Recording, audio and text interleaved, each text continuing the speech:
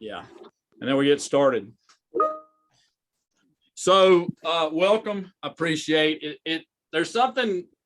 There is one other thing. If I am using the flip, I don't use PowerPoint. So there's going to be no PowerPoint. We're going to be up here like this. I use the flip chart.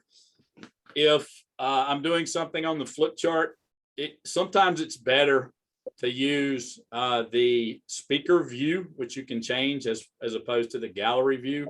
But you can toggle back and forth. It's your screen. You take care of your own Zoom. So that's just a tip if you're having a hard time seeing the PowerPoint. So look, welcome everybody. I want to tell you that we have. So we're glad to have you. It looks like it's going to be a nice day to actually do some work because getting outside doesn't look that great. And so yeah, so we have four main aims today. About 3 or 4 years ago, I was writing a book and I was looking at what I thought the keys to success were. And I wanted to, you got to have a formula to have a book. So, I wanted to dispel something. So I came up with EPIC. And so that's been the tagline ever since, be epic. And what EPIC stands for is, I believe that successful people do four things really well. The first thing is, and these are our goals for today, by the way. The first goal is to educate. The E stands for education. Successful people are learners. Now they may learn in different styles, but successful people are always learning, right? And so we're going to do some education today. We're going to do some learning. P, I think successful people plan. Now they are willing to make a plan, but they're also willing to change a plan. But so we'll do a little bit of planning today, because if you don't know where you're going, how can you build a team to get there, right? I stands for inspiration. And so I believe inspiration a lot of times comes internally. Now people can inspire you, can dig it out. So hopefully you'll be inspired to do some things a little better, a little differently, a little more, or at least to think about things a little bit differently. So I hope you'll find some inspiration today. And then C, I'm going to ask you to commit to something, commit to a course of action, or commit to getting. I always say, look, we're going to be together for two and a half hours here. And I'd love for you to find one thing that you can implement by next Tuesday. One thing that you're going to implement in your business or you're going to change by next Tuesday. So I want you to be looking for that one thing. Now, under commitment, there's a whole lot of things like discipline, habits, training, the kind of things that you need to do to become successful. But roughly, I believe that you could put most things that it takes to be a successful person in life and a successful person in business in these four buckets. So that's where we're going today. That's our goals. All right. So I want to make sure everybody knows, everybody in the room. It can be a good idea to rename yourself and put in addition, I'm going to do it right now on mine, for example, and put your business name and put your name and your business name. Okay. So I'll do it right now so you can get an idea. Should have already done it. Something like that. But I want to go around the horn here, and I'll do it the way my screen's showing it. I want you to just 30 seconds on who you are, what your business is, and what your number one challenge is right now. So who you are, what your business is, and what your number one. That way we kind of get a picture of who's in the room. All right, cool. Sam, you're up.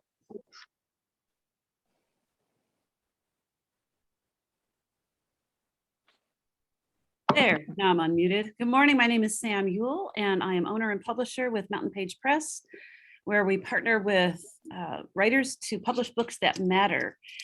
And I'm here in Hendersonville, North Carolina, and I've been publishing for about 6 years with my other company, Cheerful Word, where I help people write memoirs.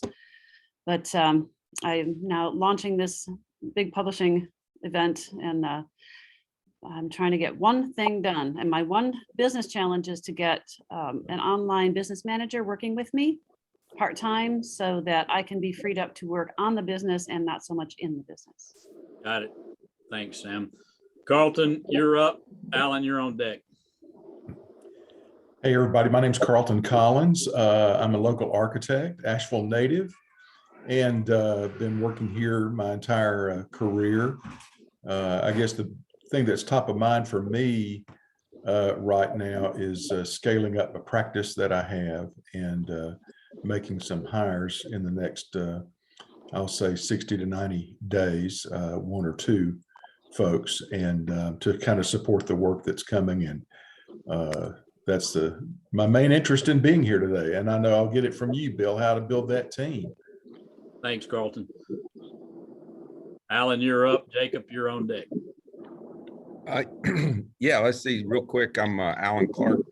My primary business is the Hatteras Group, which is kind of a boutique merger and acquisition firm, is kind of a cool way to say it. I call ourselves the blue collar investment bankers. So we work with small business owners to, when they're ready to sell their business, exit their business, or get involved with finance for growth or things like that. I've got about, and then that's got me into some other businesses. So I own a architectural woodworking business here in Morganton. And then that got me into a commercial door and hardware business we just started up in Spartanburg last year. So, and as far as like a number one challenge is like trying to just grow each of those businesses. And at the bottom line of that is just getting the right people on the bus. I figure out what seat they belong in, but I got to get some more people involved to be able to scale all these up. So. Thanks, Alan. Jacob, you're up. Chuck, you're on deck. Good morning. My name's Jacob. I'm owner of Rhino Renewables. We're a solar and electrical contractor here in Asheville. And yeah, we've been in business about 1.5 years, so we're pretty new, and up to this point have kind of just been a yes man doing anything that comes my way. So looking to be a little more selective on the jobs we're taking, and of course getting the right people in the right places, helping us grow. Thanks, Jacob. Chuck, you're up. Lori, you're on deck. Okay, I'm Chuck Andrews. I'm president of Erickson Steel, and I'm a boutique professional search company. I've been working primarily in the construction industry, and my number one challenge is I'm at sort of a teetering point where I either scale up the business. I'd like to bring someone in. I'd like to find someone who's young and energetic and bring them in, teach them the craft, and then with them scale the business and back out myself. Cool. Thanks, Chuck. Flory, you're up. Fred, you're up next on deck. Yeah. Hey, everybody. My name is Flory Pate, and I'm one of the co-founders along with my husband, who's also on the call, Ted Pate. So I'll speak for both of us. Our business is Dig Local, and we're an app and website that shows you where to go and what to do every day in Asheville. If you don't have it, I encourage you to download the app. Our biggest challenge with Dig Local is we just work with local businesses, and we all know they took a huge hit during the pandemic, and so did our business. So currently it's basically just Ted and me. And Sam, I'm going to steal what you said. I would love to be able to work on the business and talk about scaling instead of in the business every day. So, and then I'm also here on behalf of the nonprofit that I started, Food Connection, and we rescue unserved food from events and institutions and connect that food to people in need. And as always, where we live, the biggest challenge for Food Connection is the need is so great. So we would like to scale Food Connection too. Yeah, great charity. Thanks for your work there. So, and thanks for your work locally as well too. All right, Fred, you're up. Beth Evans, you're next. Good morning, all. Fred Nace from Vintage Photo Scan. We're over here in Hendersonville. If I don't think Sam told you guys, we were in Hendersonville, not Asheville. My biggest challenge right now is I need a new commercial space on Main Street, and we need to scale up a little bit more. We were lucky enough to start 6 months before the lockdown of COVID. So we accrued a lot of debt during that, and we'll be happy to be past that bridge once it's over. So like most people on the call, it seems scalability is one of our biggest. We'll be talking about that. Cool. Thanks, Fred. Beth Evans, you're up. Drew, you're next. You're muted, Beth. Good morning, I'm Beth Evans. I'm with Precision Accounting Services in Asheville. We have been in business for going on 23 years, and our biggest challenge right now is finding qualified employees. Every accountant firm in town is looking for somebody, and the workforce is just not out there. This time last year, I ran an ad and I had probably 20 to 30 responses in a week. I've been running an ad now for a month and a half and have had 4, and none of them were really qualified. So just trying to find qualified people, and then also how to keep my current staff. I think everybody's looking for somebody right now. So it's probably a good challenge. I think people. All right, Drew, you're up. Ebony, you're next. Yeah. Morning, everyone. My name is Drew Pollock. I'm with Craft HR Solutions. We're a fractional HR services firm. We do project-based assignments and fractional HR work for businesses that are looking to scale and grow. So we're very busy this time of year with all the talent challenges that are out there, certainly a talent shortage, but also helping organizations look at how they can increase their competitiveness for talent. Also, their scalability as a result. And my biggest challenge right now is actually balancing working in the business with working on the business, because we have so many opportunities to scale and grow. And we've been continuing to build products over the last 5 years that continue to get better and help organizations move towards solutions that make an impact, a positive impact for them and create value.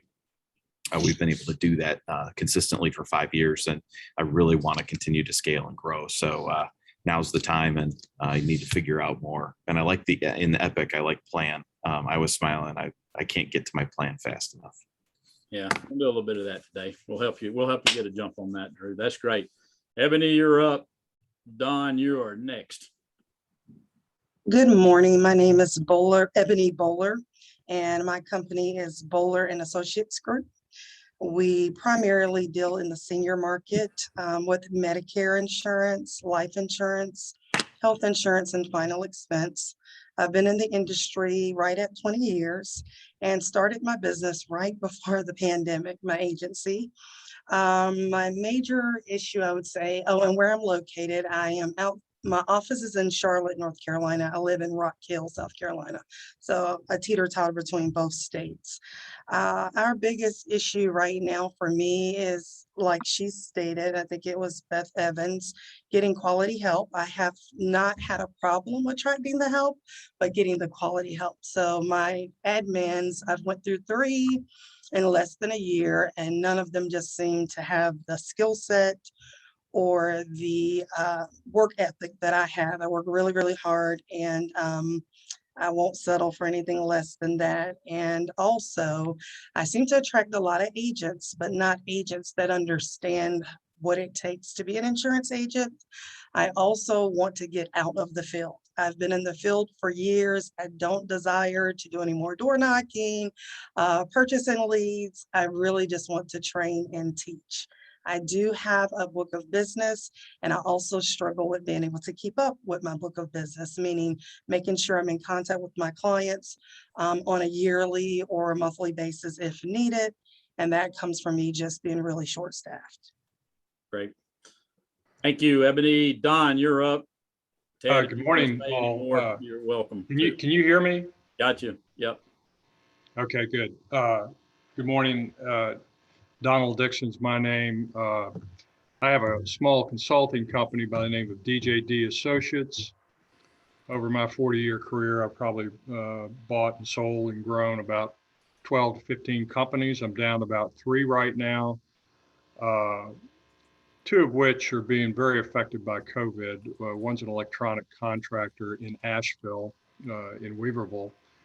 And that's basically a supply issue. I'm sure if you read the paper at all, you understand that we have a lot of electronic part shortages, particularly chips, that are affecting the automotive industry right now. The other company is a travel service company, a very large one in Nashville, Tennessee, that I own with my brother. Intuitively, you might understand there that it's a demand issue. We're primarily 80% business and 20% leisure travel. And corporate travel's been unusually affected by COVID. Vacation travel starting to come back. We're probably at about 50 to 60% of our 2019 business at this point. So my main challenge right now is just the logistics of working through the COVID crisis and making sure the companies are on track. They have solid plans for emerging for what was a crisis a year ago, but what is now is continues to be a challenge. So that's my story. And by the way, I'm talking to you from Charleston, South Carolina today. My main residence is in Charleston, but I'm a native of Asheville. Thanks, Donald. It's good having you on the call. That's Yeah. great. I'm kind of like Bill Gilliland, by the way. I do a lot of consulting with people Good. like Yeah, yourself. yeah. It's good to have you on the call. Yeah, we kind of have a similar vein. We're two souls, a little bit alike. Ted, I don't know if it's Ted. Ted, you want to jump on? Say anything more about Dig Local? Guess not. All right. Hey, yeah, I'm a little under the weather, so I'm just going to let Flory represent today, but appreciate you all being here and glad to be here. That's cool. Thanks, Ted. It's good to have you. Laura, you're up.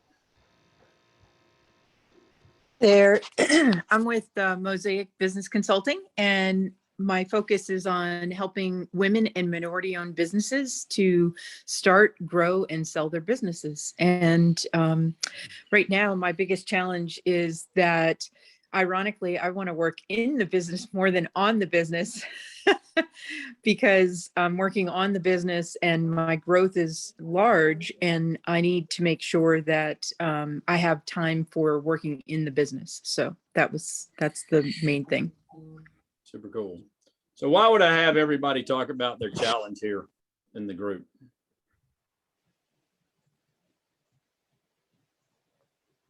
By understanding everybody's challenges, maybe we can help each other. Yep, that's one reason. The other reason? I believe also by acknowledging that there is a challenge, you kind of know where to start to get to the solution. Yep, that's right. Well, we've all been identifying our main challenge, but I'm sure that all of us have a number of challenges. And when we hear solutions to other challenges, there's more than one challenge to be met, right? Yeah, I mean, in business, we get stuck out here on our own and we sort of think we're on this island and we only have those challenges. And I think it helps to know that everybody, that everybody has similar challenges. Everybody, we all have the same stuff. And so it's really useful to be in a group where, we can work together to help each other overcome those challenges. And so that's why this format really works well in a lot of ways, because we get, it doesn't matter about size, by the way. Big businesses, small businesses, I mean, they may be at a different stage, but everybody's got, it comes down to sort of three basic areas of challenges, which is time, team, and money. And working on that. By the way, if you have any needs or have anything, Beth is here to moderate, to take care of you, to do whatever. If you got questions or anything like that, she'll be out there. So, cool. All right. So what do you want out of today? I want you to get a piece of paper out, or if you got the workbook, page 2 is just an open page which says notes on it. I want you to write down what you're hoping to get out of today. What are you hoping to get out of today's workshop over the next couple of hours?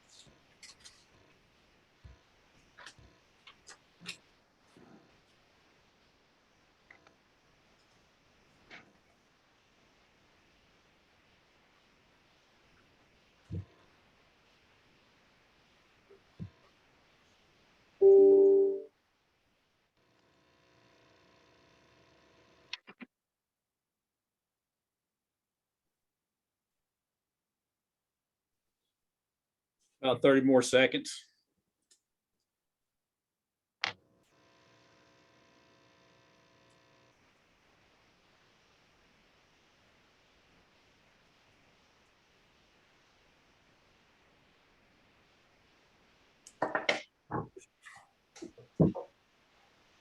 So I'm gonna call on you just to keep it a little bit orderly here, since we have a number of people on here, rather than just letting people holler them out.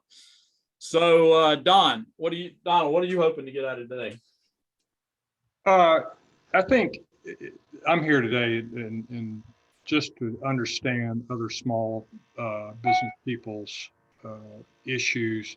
I don't, unlike you, Bill, I don't have like clients that are not affiliated with me. My clients are affiliated with me. I have equity interests in all my companies.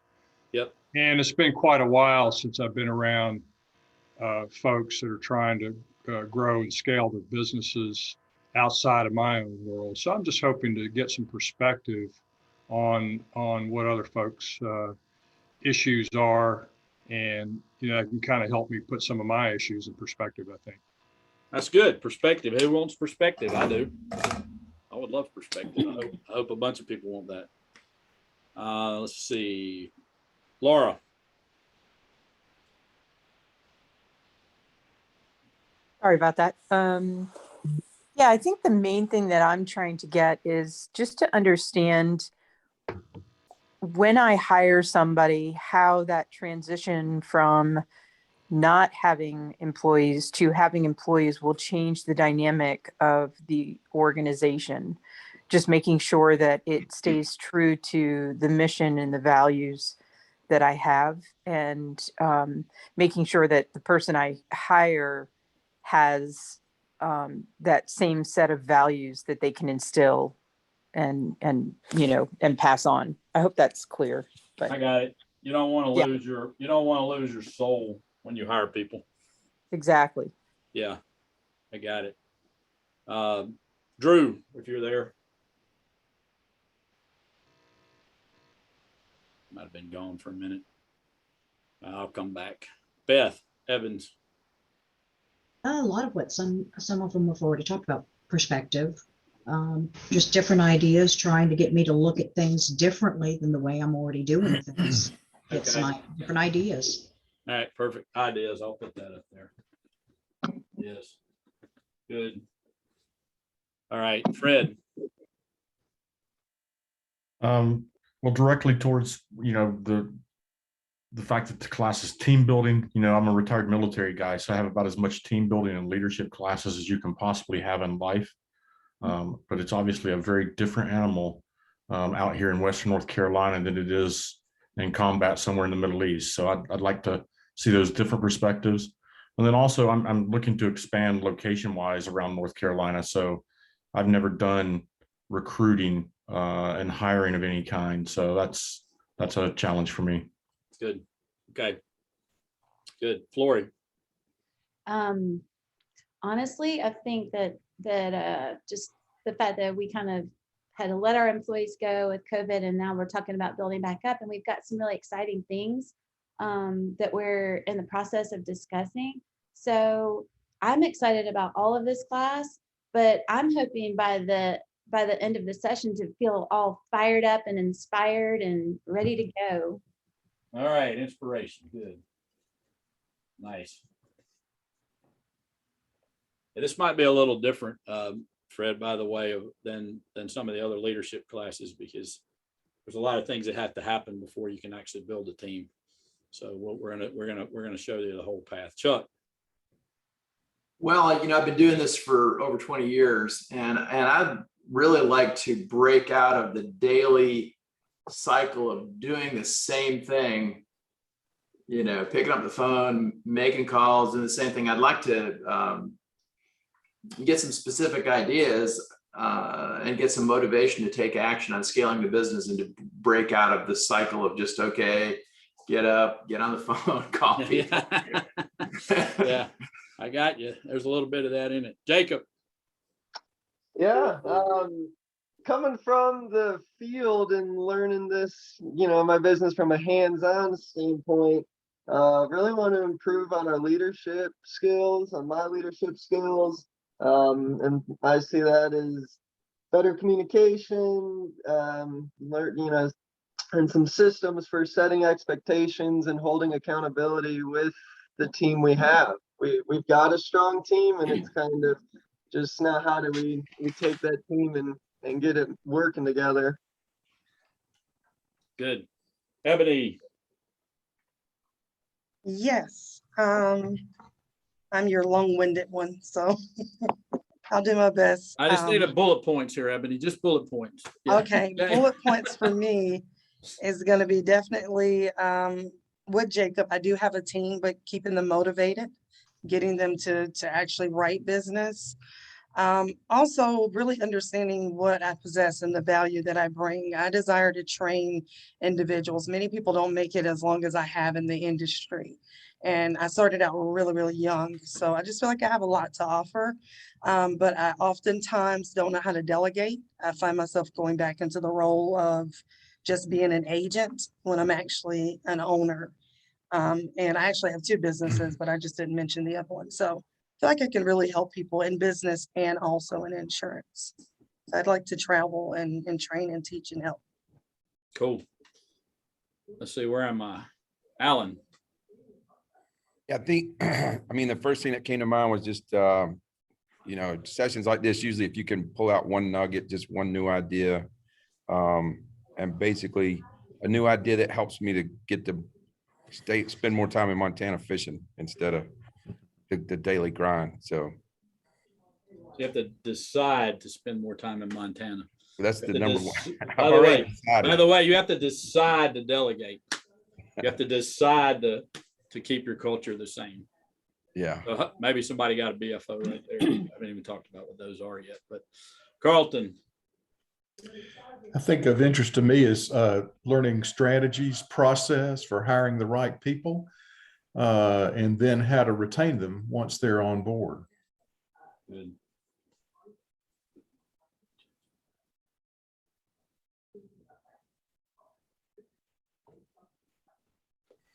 All right.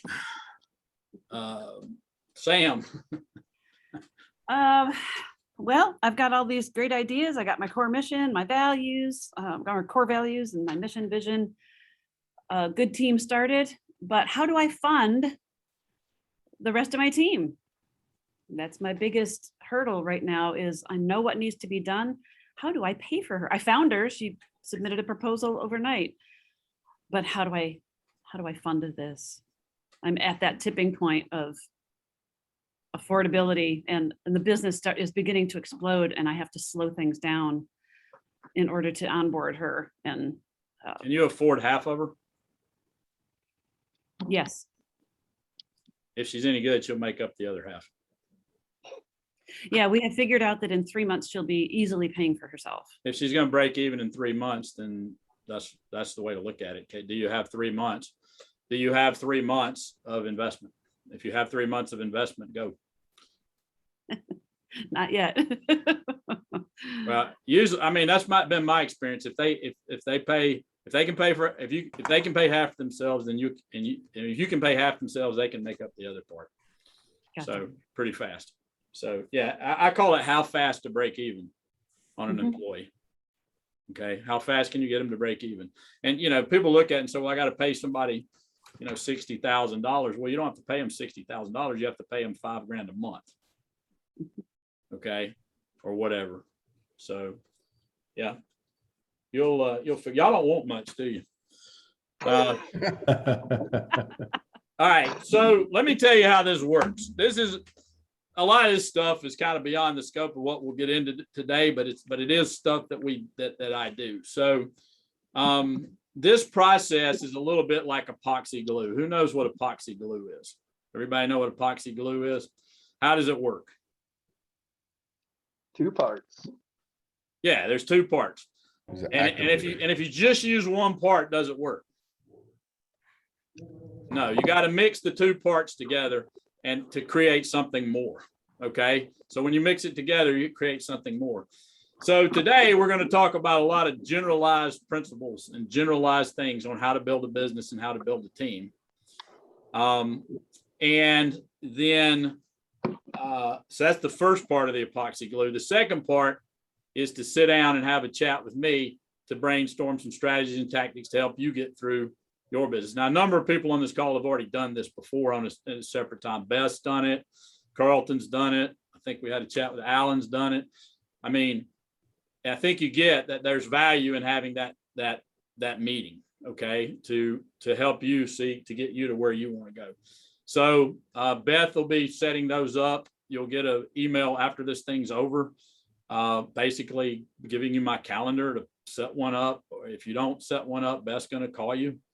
So, you know, but it's super valuable to set that up and just brainstorm some ideas with somebody outside the business looking in.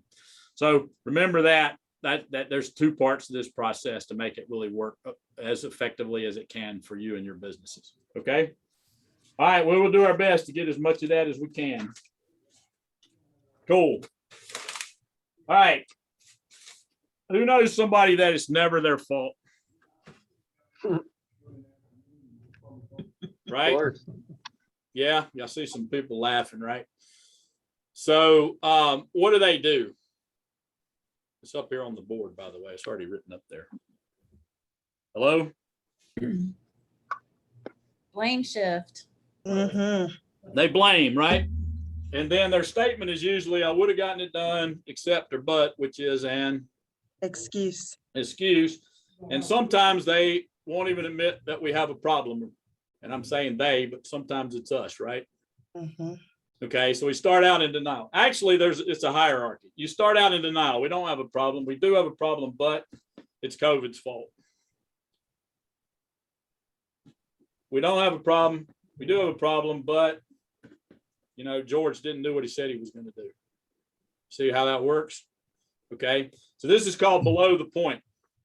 Now, that's the point. Below the point behavior. What happens below the point?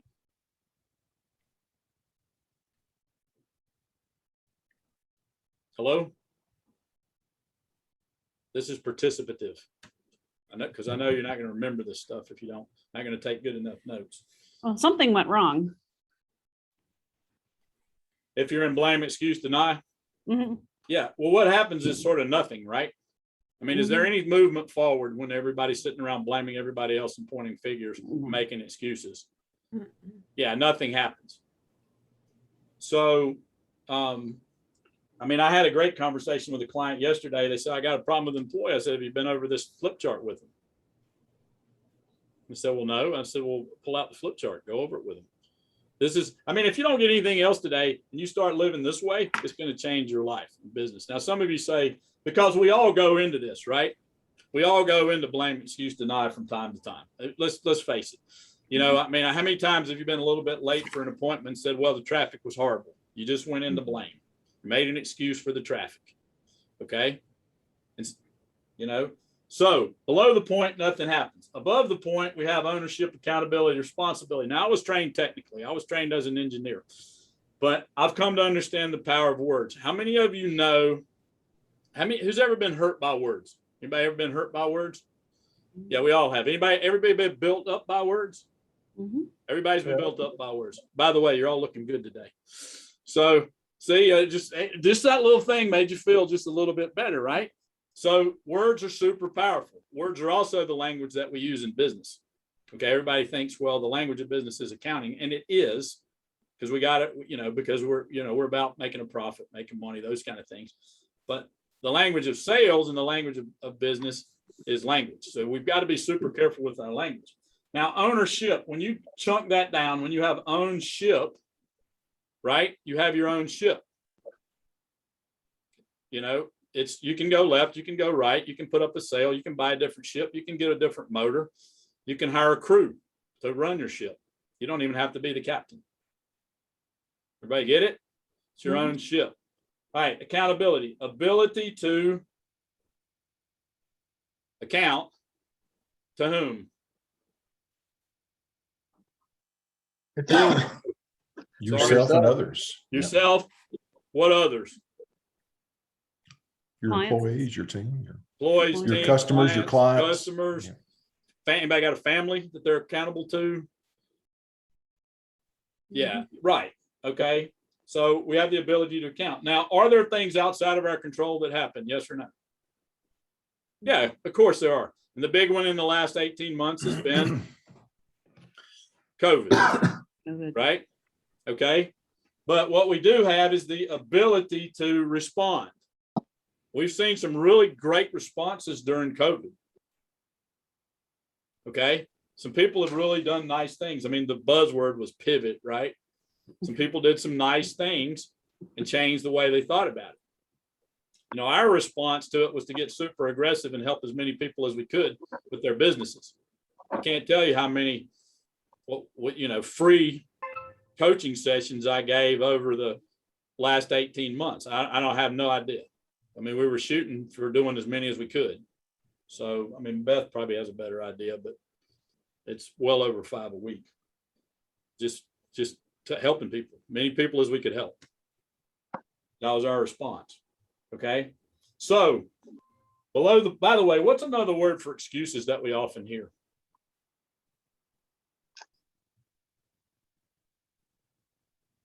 Sounds better. Reasons. Guess what you're getting ready to hear when you hear the reason is? The reason is a good 80% of the time it's going to be an excuse. Sometimes there's some logic to it. Okay. You're gonna get an excuse. Okay. So reasons down here, results up here. Anybody related to someone who lives their whole life and blame, excuse, and deny? They're the victim, right? Victim, victor. So if it's all right with y'all, or is it all right with y'all if we keep it above the point for the rest of the 2 hours? You guys are allowed to call me. I'm allowed to call you. Is that okay with everybody? Is that not okay with anybody? All right, perfect. Got a few more generalized principles. Only failure is the failure to participate. The corollary to that is you give 100%, you get 100%. How many of you have ever seen a sporting event or a play or a symphony or something where one of the members just wasn't there mentally? Right? Or been part of something like that. They weren't there mentally. They weren't 100% there. How many of you could drive down the interstate for 80 miles and be 100% involved in that driving experience? Probably none of us. We probably wouldn't. If we were, let's say we were going from Asheville to Hickory, you probably wouldn't. You'd be listening to the radio or podcast or talking on your phone or whatever. It doesn't mean you're a bad driver. It just means it's what we call unconscious competent as a driver. All right. So, but if we went down to the Charlotte Speedway and got on the Richard Petty driving experience and went around the Charlotte Motorway at 175 miles an hour, would you be involved in that driving experience 100%? You would. You would, because you could do it. It's what you mean. It's conscious competent. You have to be conscious. So I'm going to play full out for the next, let's say, hour and 40 minutes. But I want you to play full out too, which means you're going to take notes. You're going to participate. I'm going to get you to raise your hand. You're going to call out answers. You're going to do the work. Is that okay with everybody? Is that not okay with anybody? All right. All right. We're going to play. So, by the way, I hope you're getting that as you're building a team, if you just teach them these things, everything's related here. If you just start teaching them these concepts, are they going to be a better team member? I've got a client who has this flip chart in his break room. They go over it. They talk about it. They talk about times when people took responsibility or had accountability every day, all the time. Anybody got any teenagers? Everybody been a teenager? Yep. Yeah. Teenagers are pretty smart, aren't they? I think so. This is one of their statements though, right? Oh, yeah. I know. What happens when we say I know? You lose the ability to learn. Yeah, you shut yourself off from whatever else is coming. So here's an interesting thing about eliminating something from your vocabulary. By the way, anybody ever worked for somebody else? They took them maybe in corporate or something. You went to them with an idea and they said, we tried that 2 years ago and it didn't work. Guess what they were saying? I know. And how'd that make you feel? Think about that in terms of your team as they come to you with ideas. So what that means is we have to replace the I know. If anytime you eliminate something from your vocabulary, you have to replace it with something else. So if you're going to replace the I know, what some things you could replace it with?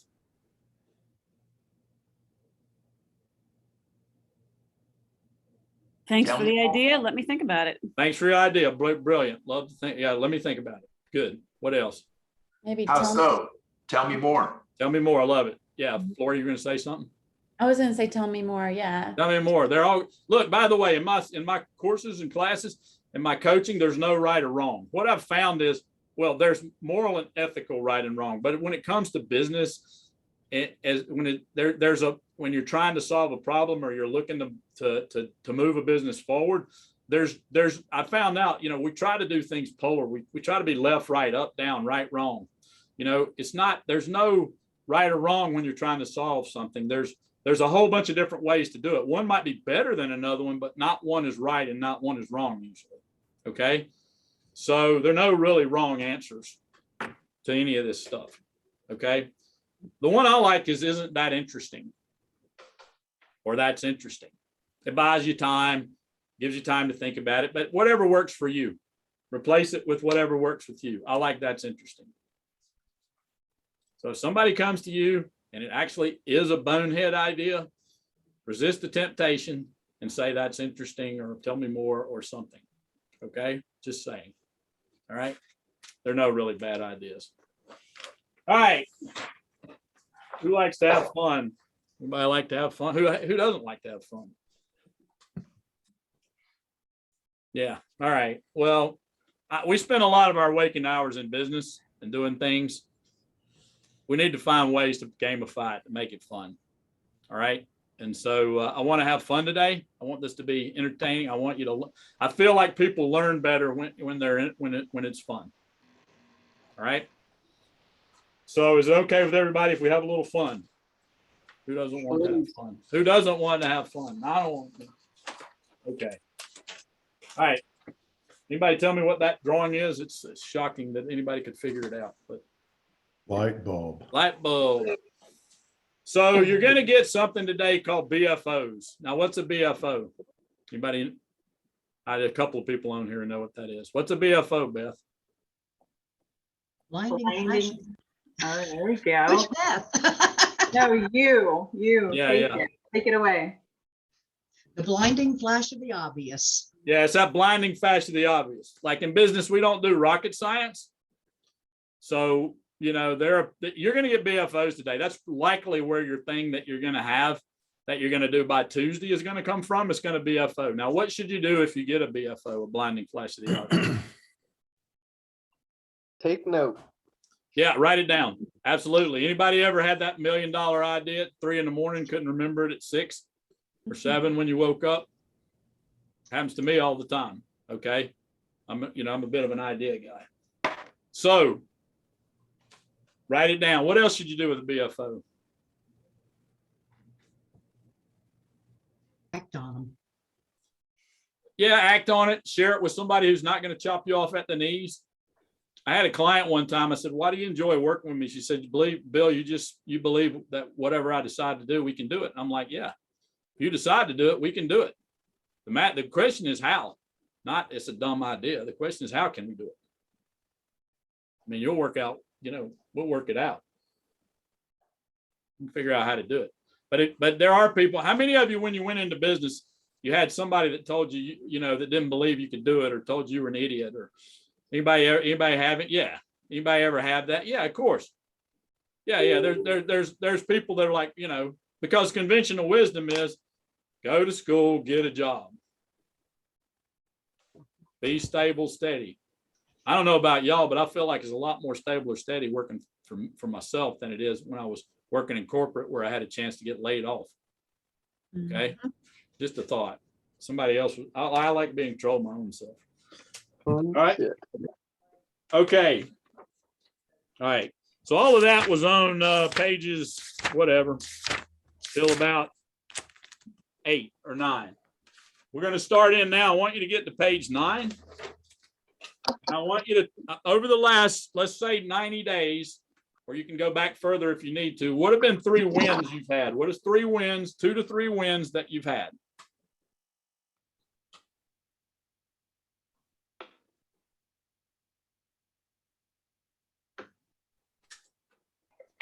What do we got?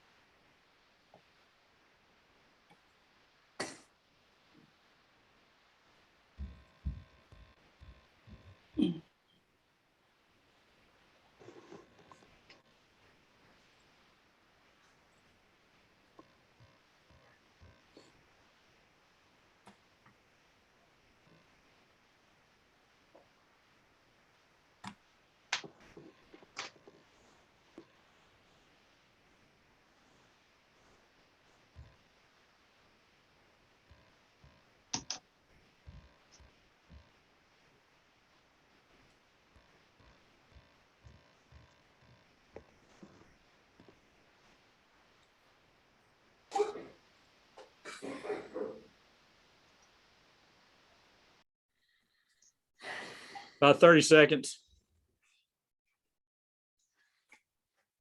All right, I'm gonna put you in some breakout rooms. You have to click on. And to get in there, I'm gonna give you about 2 minutes to get around the room to share your wins. And we'll start with the person with the least hair.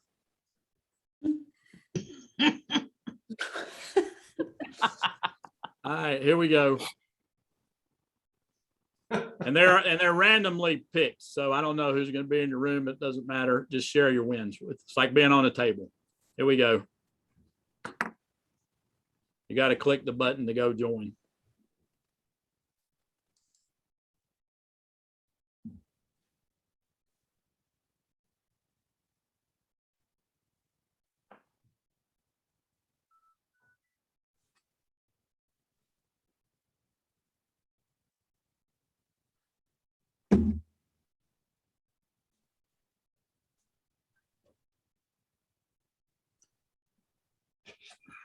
This is kind of cool. This is the first time I've seen this screen where you can join, like we could go into a breakout room.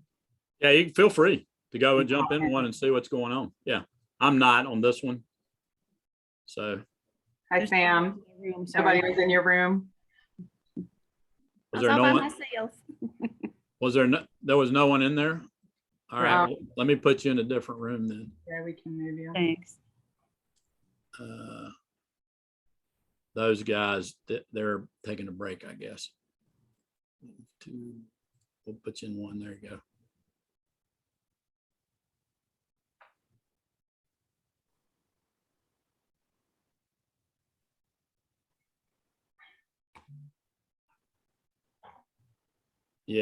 Yeah, feel free to jump in if you want. I'm gonna give them a little bit longer because I want them to than 2 minutes. I just wanted to put a little pressure on them. All right, I'll go join.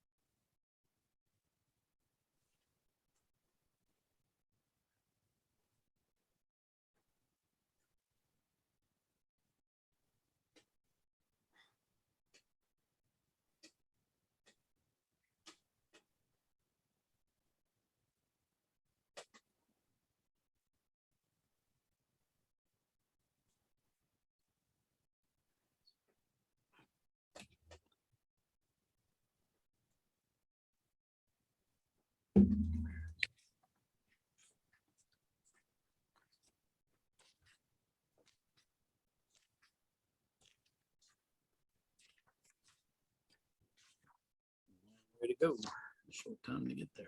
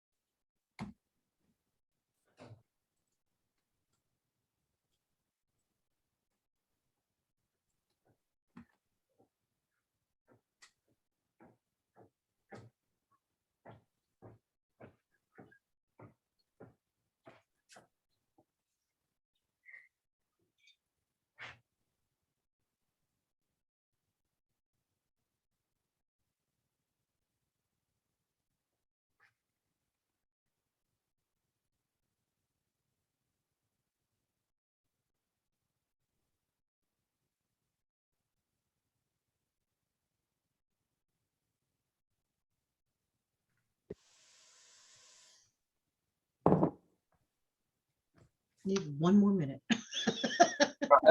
It's about like Harry Potter getting sucked through the flu, isn't it? Like when you come out of those breakout rooms. That's what I think it's like. So yeah. So why would I have you talk about your wins? You know, there is positive out there. Yeah. Perspective. Yeah. We always I don't know about you, but we're built as humans to look for what's wrong. Like every one of y'all knows that if you walk into a room and there's 5 paintings on the wall and one of them's crooked, you're not going to notice the 4 that are straight, right? Which one are you going to notice? The one that is crooked. So we're just built that way. We're built to solve problems. And so sometimes we don't stop long enough to say, hey, we did get some things done. We're like solve it. And then we go to the next thing and we accomplish something and go to the next thing, accomplish something, go to the next thing. And that's not necessarily good for our psyche. So, so celebrate your wins and realize that you have done a lot of good things. It's time to take stock every once in a while. All right. Well, with wins, there's also challenges. So let's write down a couple of 3 challenges. Y'all have already got one because you already shared it. So what are a couple more? And then I'm going to throw you back in your rooms and let y'all discuss it.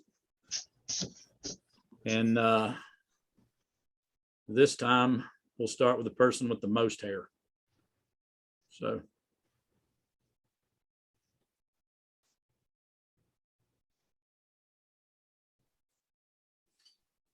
Top 2 or 3 challenges.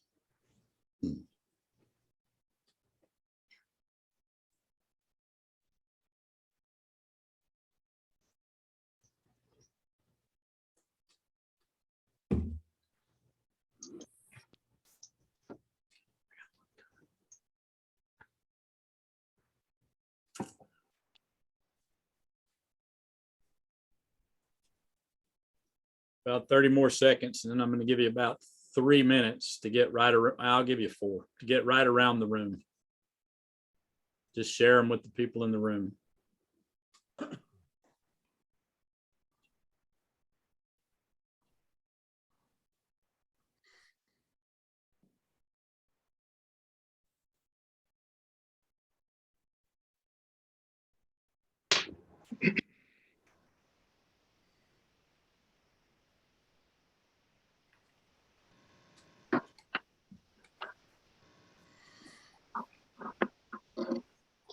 All right. Here we go.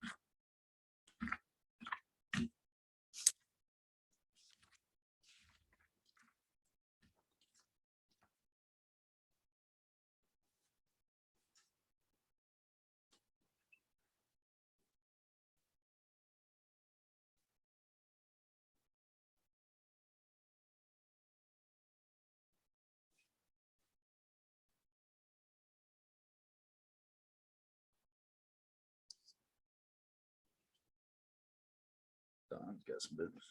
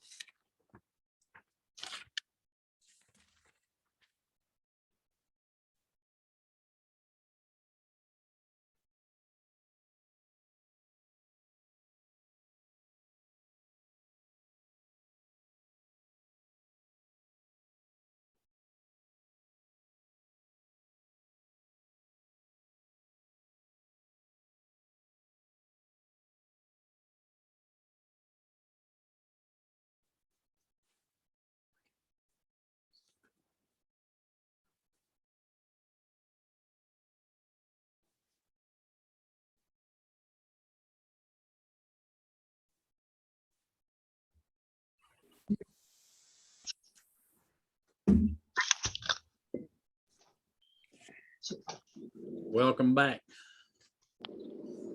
All right, cool. So, so with challenges and with wins, actually, there are learnings. So on page 10, what are some of your learnings? What have been some of your learnings over the last 2 to 3 months? What have been some of your learnings?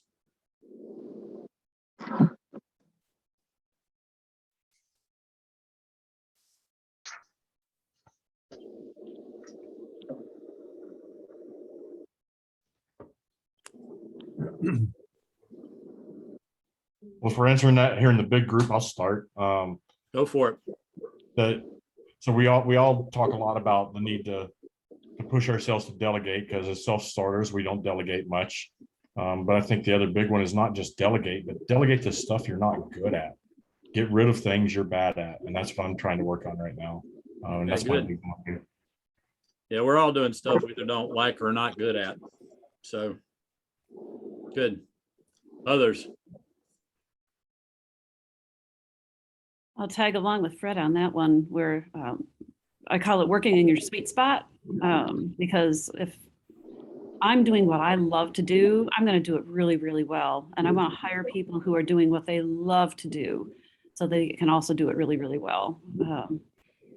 Yeah, the cool thing is, like, a lot of the stuff that you don't like to do or you're not good at, there's somebody out there who really is good at it and really does like to do it. And that's their sweet spot. And I mean, that's as crazy as that sounds, the truth, because it's hard to imagine, but you know, I mean, Beth, well, she won't tell you this. Beth can tell you, Beth Evans can tell you that, you know, I can muddle by on some of the accounting stuff, but I'm not good at it. And so, you know, that's the deal, right? You know, so, you know, I outsource all that to them. So that's so they can handle it for me. So other learnings, get three or four more. Yep.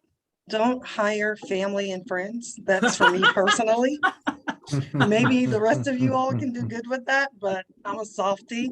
And when they're a friend and family member, I literally let them destroy what I built. So no. Well, yeah, I mean, you have to be super careful with that one. I mean, I know people that it's worked fine for, but they're super clear on delineating the roles and responsibilities, and they're hard. They don't, they separate the family and the business stuff. So. And it is hard. It is hard. I just had to fire my niece because of overstepping the bounds and taking advantage. Yeah, I helped one of my clients fire a husband. That was interesting. Wow. So, yeah. My sister is an agent and she's quit about 10 times. Yeah, there you go. Other learnings, couple I've only more, gone twice. couple more. Come on, there's more learnings out there than this. It might be very obvious, but organization is key, and it might fall into doing what you're best at, but at least in my case, no matter what role you're doing, you got to stay organized. And yeah. Look, remember these things, a lot of these are called blinding flashes of the obvious for a reason. Because it's easy to run down a path and you know what to do, but you either don't like doing it or don't want to do it. So, or you don't, you justify it somehow. You go below the line and say, well, I didn't have time to do it. Blame it on creating rituals that make it so that staying on track is not so much of an effort. You just do the next thing that your ritual has prepared you for. Very important actually in team building to have rituals that the team that's part of your team that they do. Very important to have rituals. So thanks for bringing it up. One more. I think learning. How about two more? Carlton, go ahead, Flory. Oh, I think flexibility is incredibly important. And we've all been stretched so much with the pandemic, but even if you're hell-bent on an idea, to be open and flexible, that may not necessarily be the way to go, and because of the world around you. I saw a good quote the other day. It said, be what is something along the lines of keep to your goals, but be flexible in how you get there. Mm-hmm. So yeah, I thought it was pretty good. Carlton, last one.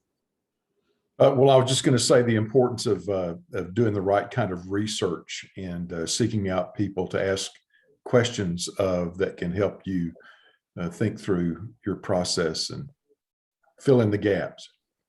It's all out there, y'all. All the information's out there and somebody's got it. And a lot of them are willing to share it with you for free. So, that's a plenty of people, everybody who's gotten where they've gotten has had help. They have not done it on their own. And most of them are super willing to give you a hand. So, all right, good. That's good stuff, y'all. All right. That process that we just went through is called forward focused reflection. Okay. And it kind of helps set you up. So there's one more step, which is, and we're not going to share these, but if you have anything that you're working on, you're in the middle of that's not complete, that you want to complete in, say, the next 90 days or so, then write it down on page 10 or wherever you're writing these things down.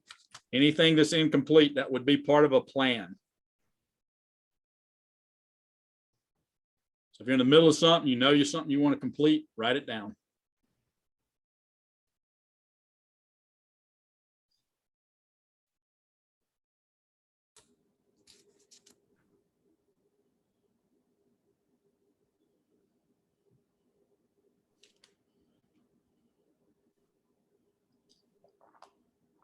About a minute, and then we're going to move on.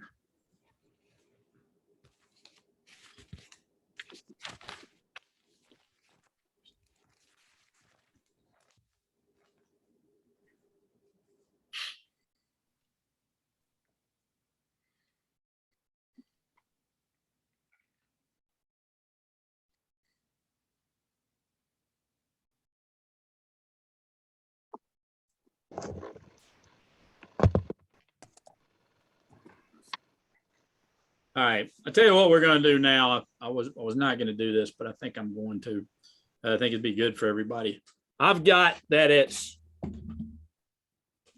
about 10 till. I want to take about a 5-minute break.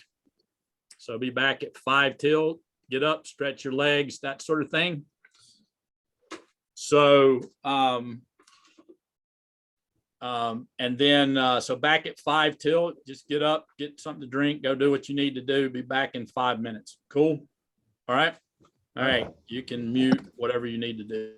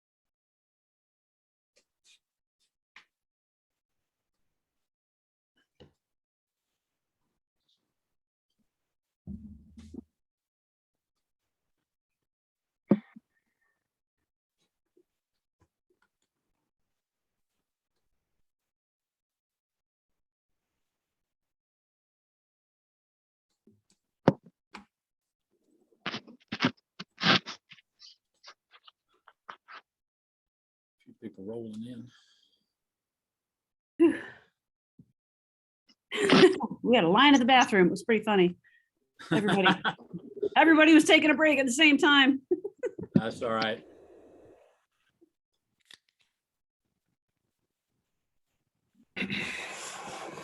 I'm aware of it.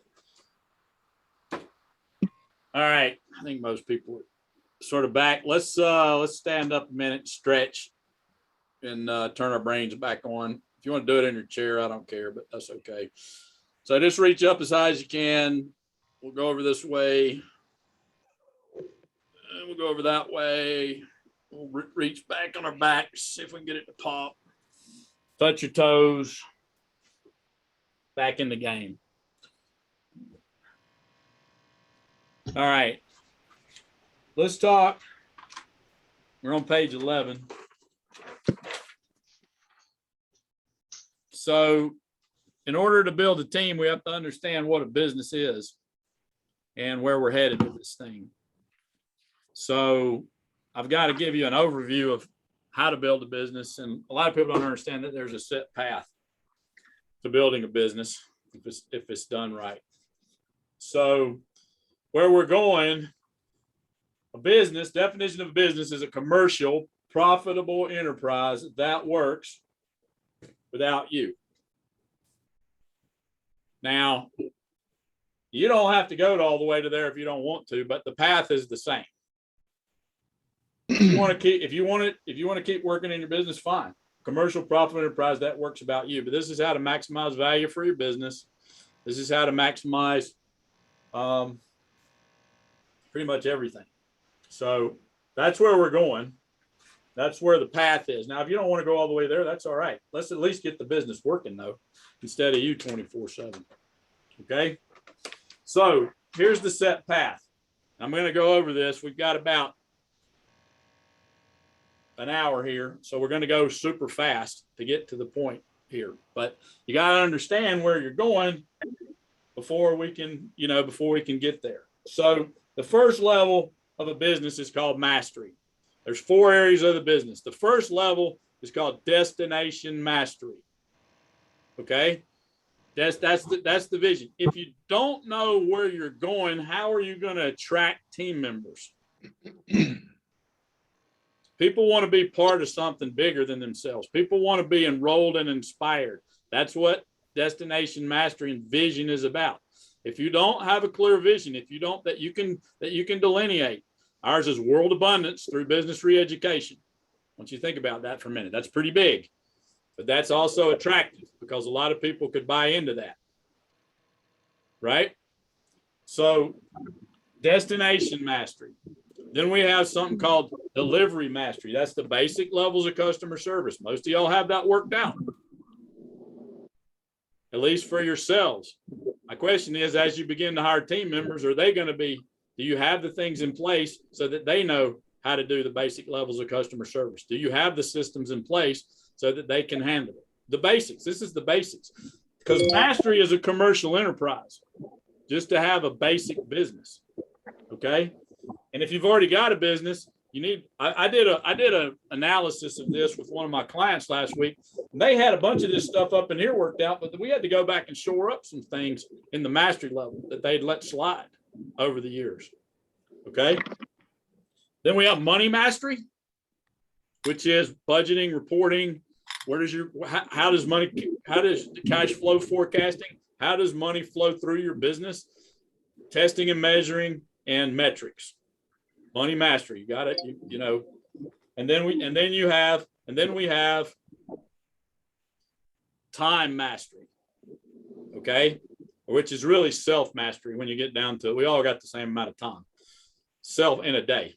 We've got this, it's self-mastery. So first getting control of your schedule and then getting control of your team's schedule. All right. So that there's more on this. It's in all in the book Business Coach, but this is the basics that we got to have a commercial enterprise. Okay. Then we're going to talk about making it profitable, which is niche. So we'll have a commercial profitable enterprise. What makes you different than everybody else? What's what we call the USP, unique selling proposition? Okay. And then it's also something that we call it the 5 ways, marketing leverage. And I'm going to go over that super quick in a minute. I'm going to come back to it because it's a whole nother model. But, and this is how we get the business profitable. Now, it's no use building a team until we have cash flow, until it's profitable. Does that make sense? Now, it doesn't mean you don't have team. You do have team and you do have systems, but our focus is on generating as much cash flow as we can so we can, who was it? Sam that was talking about, hey, so you need to go generate some cash flow so you can invest in team. Does that make sense? Mm-hmm. Okay.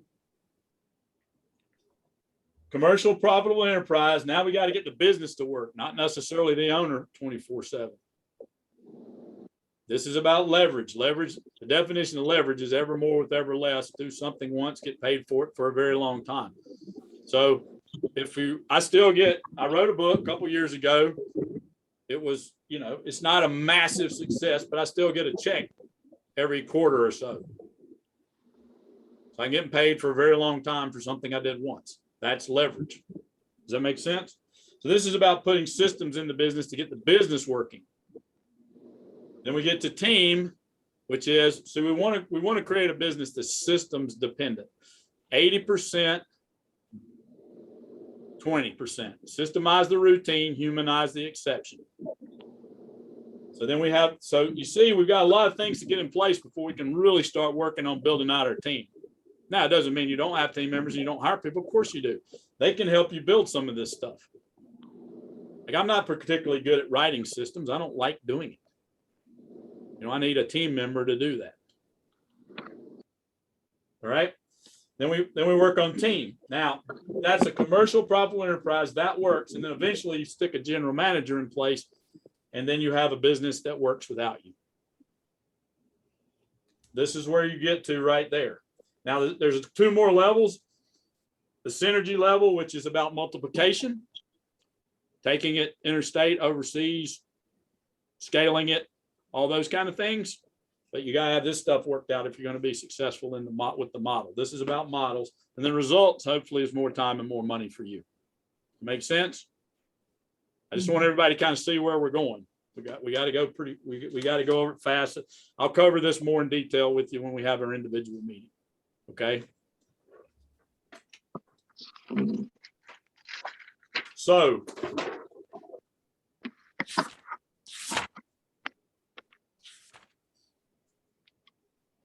the second thing that we got to have, this is destination mastery. Okay. If we don't know where we're going, then it's hard to get the team to come along. Every year, most sporting teams set out a goal for the team, usually to win the championship or make the playoffs or something like that. Right. Everybody knows where they're working towards. So we need some goals, which we're going to do them real quickly. On page 16, it's got a sheet that looks like this. I use a program called 5-3. It's actually 5Y3190. What's your 5-year goal? Why is it important? What's your 3-year goal? 1 year, and then we do 90-day stuff. So I want everybody to do one goal, and I'd like for it to be financial. If you've already got it, then you can just write it down again. By the way, you need to write now. How many areas can you have goals in? Multiple. Hello? Unlimited. Yeah, unlimited. Some of the areas might be what? Personal. Financial, spiritual, health. I usually like big goals, 3 to 6 for any of my businesses that I'm working with. 3 to 6, that's about all you can focus on. The bigger the business, the more goals you can have, obviously. And I like for at least one to be financial and one to be, so I want you to pick a financial goal. I want you to do it real quick. By the way, if it's not written, it's not real. So if you don't have goals written down, you don't have goals. Mm-hmm. The second thing on goals is if you know how to do it, it's not a goal. It's a to-do list.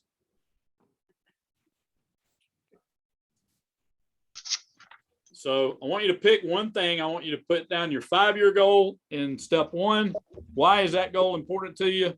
your 3-year milestone and where you want to be in 1 year. Let's do one. Let's just do one. Everybody do one. So pick a goal. So an example might be, all right, I want to sell $1 million. Why is that important? Because that's going to allow me to employ 10 people. We're going to take care of their families. That was always my goal anyway, to create a good, strong local business that could support, and give back to the community. 3-year goal is, 3-year goals, 600,000, 2-year goal, 400,000, a 1-year goal, 400,000, something like that. Everybody got it? If you don't write it down, it's not real.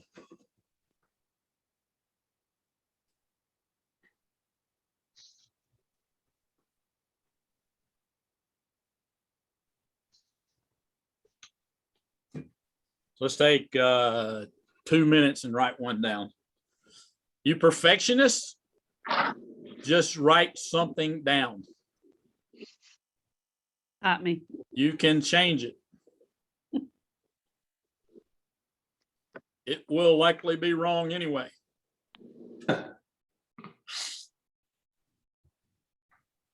By the way, and make it, okay, you guys been in corporate, smart, specific, measurable, achievable, realistic time frame. I've given you the time frames.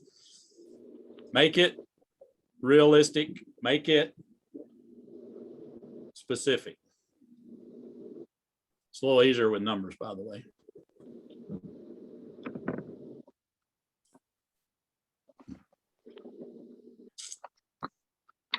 I did this exercise with one of my clients when I first started working with him.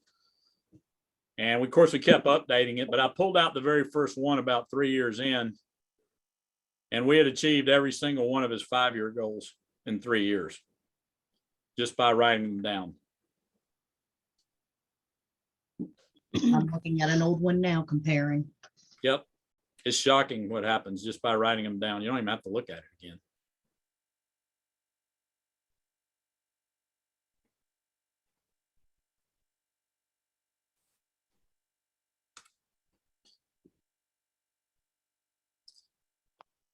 All right, let's debrief on one of these. I want to make sure somebody who's got one that they're willing to share. Or you need more time. I'll take a shot. Go ahead. Go ahead, Sam. It's like, What's your 5-year goal? My 5-year goal is 2 million in revenue and Why is that important? Why is that important? Yep. Because that means I'm reaching my mission, my vision, my values. I'm reaching more people to get their stories out. Why is it important for you to get people's stories out? I believe that everybody has a story worth telling, not necessarily publishing, but definitely putting between 2 pages or 2 covers. And it's what I do best in this world. And I love it. It's my sweet spot. Yeah. I could keep asking her why. We would get down to the real reason. I'm not going to do that here for the sake of time, but you should do that. You should find the motivation because goals are hard. You need to figure out why you're doing what you're doing. And because when times get tough, that's what you need to go back to, your why. And, well, ultimately it's work-life balance. I want to travel. I want to enjoy the food I want to enjoy. Sure. It can be a towards goal. It can also be an away from goal. I have a client who's multimillionaire who's scared to death they're going to be broke again like he was growing up. So his away from, that's why he works so hard, and that's why he does what he does. Okay, because he never wants to go back there again. So it's okay to tap into whatever your motivation is. I just want you to do some soul searching and figure out that why. Because if the why isn't big enough, you want to, I'm not saying you won't, but it's hard to achieve your goal.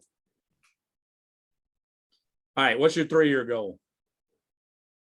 You're at 2 million and 5. What's the 3-year? 3-year is 1,080,000. 1 year is 400,000 and 50,000. Good. It's good, specific, got numbers. It's a good goal. She's got a good why. Should be a good goal. So first piece of your home fund is to fill out your goal sheet and get your 3 to 6 big goals that you want to do. All right. So that's destination mastery. Now, there's also vision, which is what's going to enroll and inspire people. I want you to work on your vision for your company. If you don't have a good, solid vision that brings people on, actually, I think a good vision actually repels some people. It like repels the people you don't want. The people you do want, it attracts. So it also attracts your customers. Keep that in mind, employees and customers. Everybody wants to buy into something bigger than themselves. Mm-hmm. All right. Now, what's in money mastery? This is all budgeting and reporting. So you got break-even analysis, KPIs, which is metrics, key performance indicators, if you're not familiar with the term, metrics, test and measure mastery. Okay. You got to be able to measure and test things if you're going to see. I actually just did an article on it. There's an example of break-even in your book. There's some stuff in there. So just giving you the quick overview so you know what you got to have in place, because you got to have this stuff in place really before you can start building out, or you're going to have to end up going back and short. You're going to get to a point that's going to break down. All right. So this is called the time target. This is about time mastery. This is straight out of Stephen Covey. He used quadrants. We use a target. Okay. So when you go to look at your time, then there are certain things that are not urgent and not important that you do every day, or you do some days. Now, what are those things? What are some things that are not urgent and not important that you do? Couple ideas. Come on, people. Name one. Daily administration. Yeah, some kind of administration. Everybody ever go on Facebook and get sucked in there for 20 minutes? Not, I mean, social media may be a big part of your business, but it's pretty easy to go down the tube. We call those distractions. Okay, you can chart these. You can just start, if you track your time for a couple of weeks, you're going to figure out that you're spending some of your time in distraction. Okay, now here's an interesting one. There's a bunch of stuff that's urgent and not important. What are things like that? What would be urgent and not important?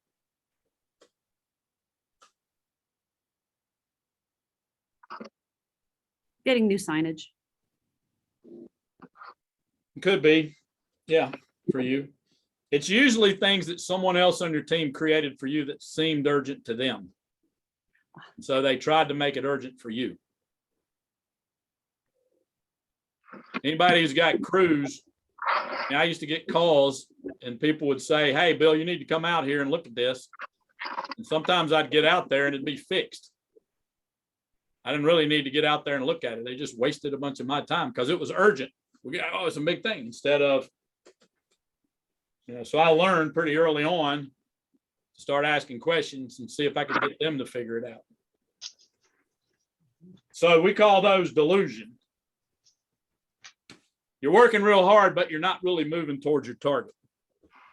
So has anybody ever had a day where they worked hard for 8 hours, busted it, got home, said, "I worked my butt off today and I just didn't get a thing done"? Anybody had a day like that?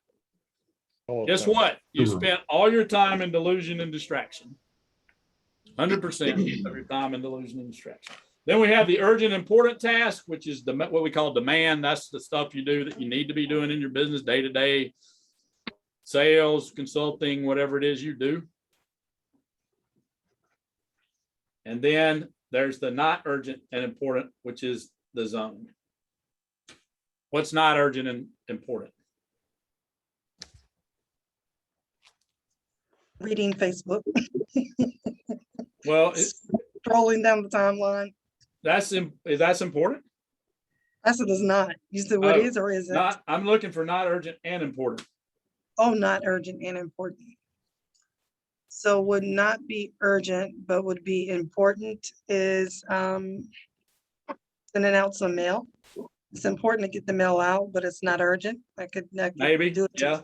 It's usually stuff like planning, stuff like this. Professional development. Yeah, it's like things like this. You guys didn't have to be here. You chose to be here. It would have been easy to blow it off. It was just as easy to show up. Make sense? So what we want to do is get you to where you've got 80% of your time in the zone and demand and 20%. Look, you're never going to get out of some delusion and distraction stuff. It's a pipe dream to think you're going to get all the way out. Make sense? So take a look at your time, figure it out. Take a look at your people's time. Delivery mastery is about consistency. I'm not going to go into that, but that you got to be consistent basically to stay in business these days. So you got to have a certain level of customer service just to make it. There's a lot more into that, but I'm just going to leave it at that for today. So real quick, I want you to write down what's been your top 3 learnings so far. And then we're going to dig in a little deeper. Top 3 learnings so far. Page 22 has got a sheet if you want.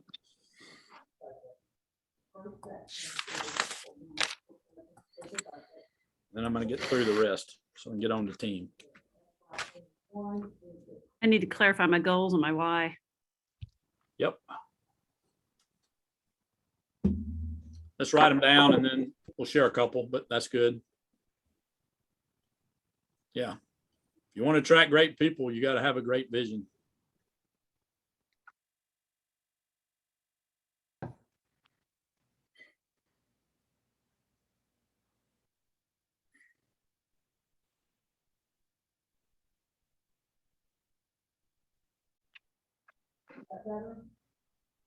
By the way, it might, also you can have a great vision for a position, like particularly if you're creating a new position. You got to have a vision for what that is and what the outcomes are that you hope they'll have. And sometimes that attracts really interesting people. All right, couple more. Let's share a couple quick learnings.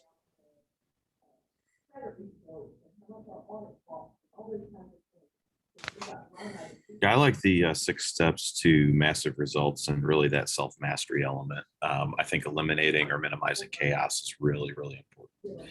And figuring out that plan for the day, that plan for the week, that, and being able to stick to those goals and really drive at them. And every time I think about where I've been successful in my career, it's when I had a really clear map to where I was going and what I was doing. Yep. Yeah, you got to know a lot of times we're just out there doing it, building businesses, and we hang on. Let's figure out where we are and where we want to go. And there is a path. There is a path to get there. So great learning. Can be chaotic. Growth doesn't come in. Growth doesn't come in like in some neat little orderly plan. It comes in waves or kind of like a roller coaster sometimes, and you have to flex and adapt, and that can add to chaos. And so sticking to the plan can be really helpful. Yeah, absolutely. Thanks, Drew. Couple more learnings. Teaching others the concepts that I've learned today. Yep. Making sure they know how to write their goals and things such as that. Yeah. I think walking out the BFO is really, really good because it's nothing to just know it, but then you're not acting on it. Yeah, you got to take action. Got to take action. Good stuff. Good stuff. One more.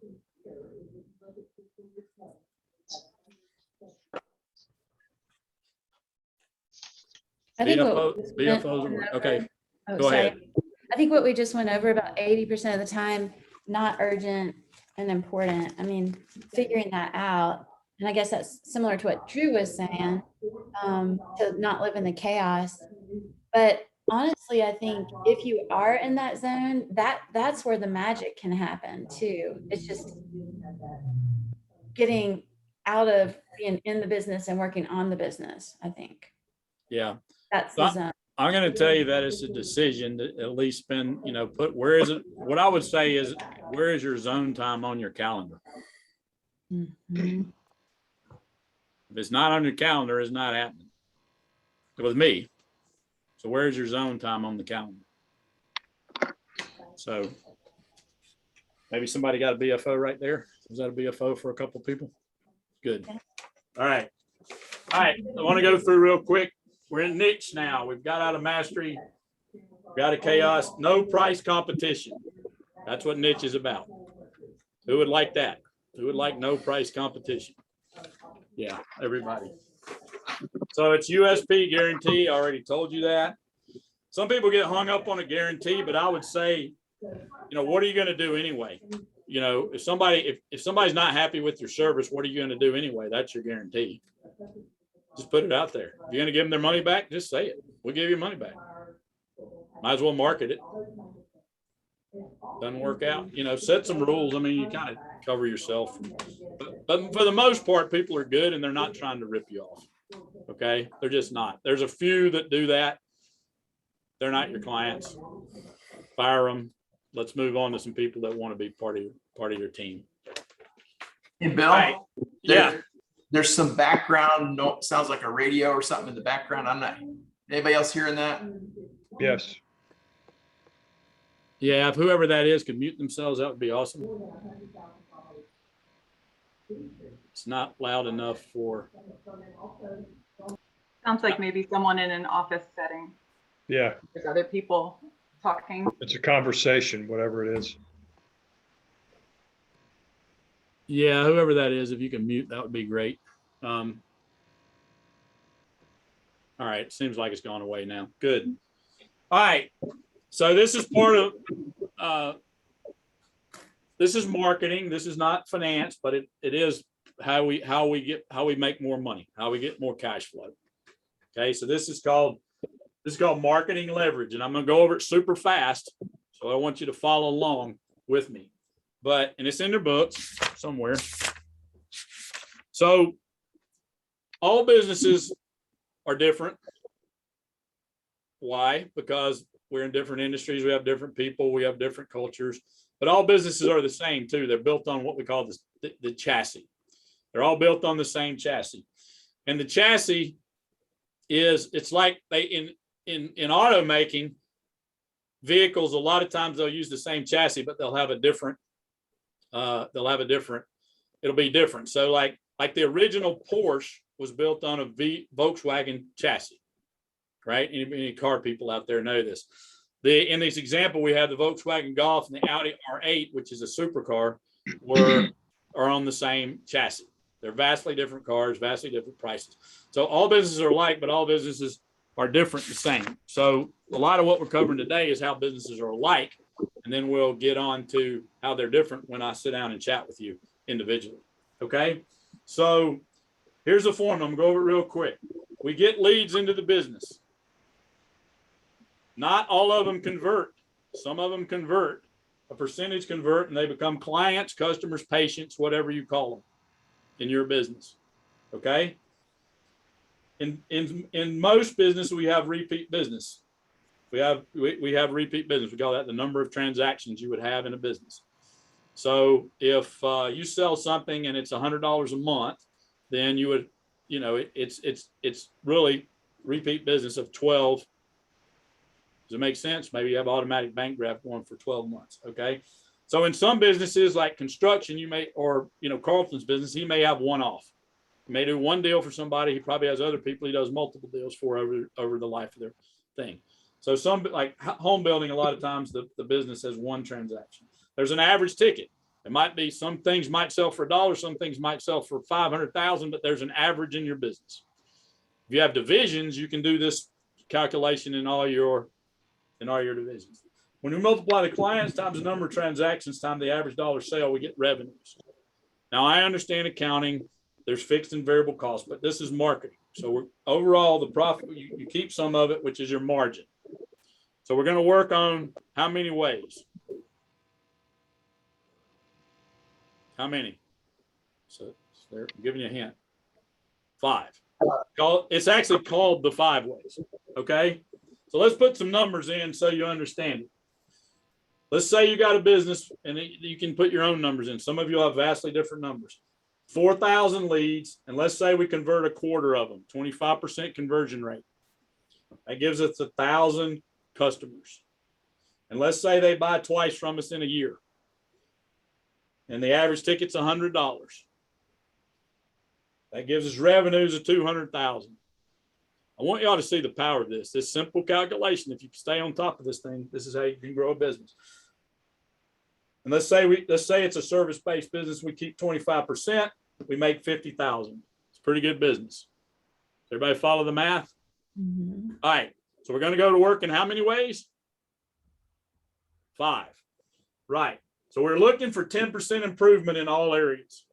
So in a business that has 4,000 leads, would it be pretty easy to get 400 more leads? That's about 2 a week, 2 a day. Okay, it would be.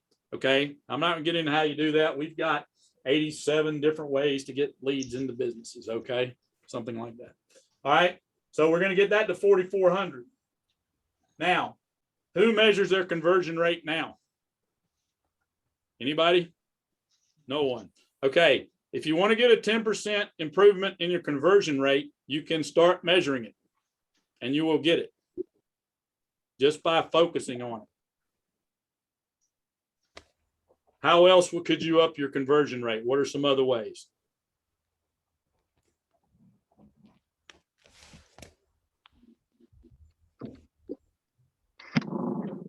You Better could, sales. sorry, what was that? Go ahead. Better sales training. Yep, sales training. You could outline your sales process because there's multiple conversion rates in the sales process and see what, you can make it better. You could add artifacts. You upsell, cross sell, downsell.